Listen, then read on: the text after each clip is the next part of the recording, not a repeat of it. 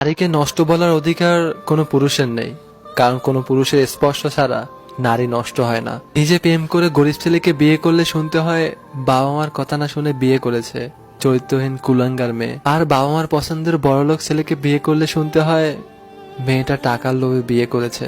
আমাদের সমাজ কন্যা সন্তান চায় না, কিন্তু সুন্দর পুত্রবধূ চায়। মেয়ে মানে জন্মের পরে কালো না ফর্সা যাচাই করা হয়। বাসিবাদের প্রশংসা সবাই করে, কিন্তু বাস্তবে খোঁজে বিরানি।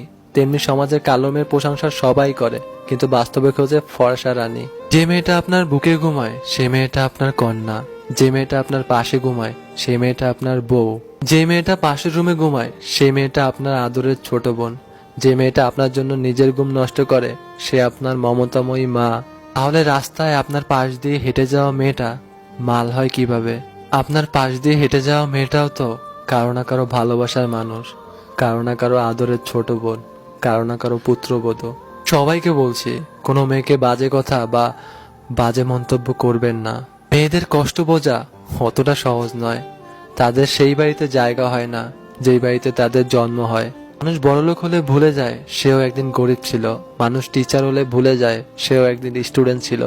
ঠিক তেমনি অধিকাংশ মায়েরা শাশুড়ি হলে ভুলে যায় সেও একদিন বৌমা ছিল। একটা মেয়ে বাপের বাড়িতে এতটাই আদরে থাকতো সে কোনো রান্নাই করতে পারতো না, কিন্তু শ্বশুর বাড়ি গিয়ে সেরা রাঁধুনি হয়ে যায়।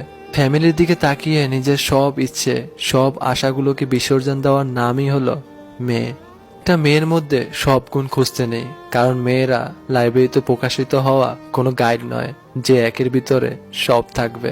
যতদিন তোমার মুখ বন্ধ থাকবে ততদিনই তুমি মিষ্টি, যেদিনই মুখ খুলবে সেদিনই সবার কাছে তুমি খারাপ হয়ে উঠবে।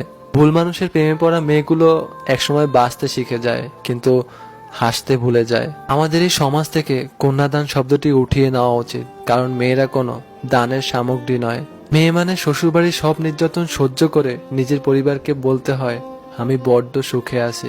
যদি ভিডিওটি ভালো লাগে লাইক করবেন আর কমেন্ট করে জানাবেন আপনার মতামত।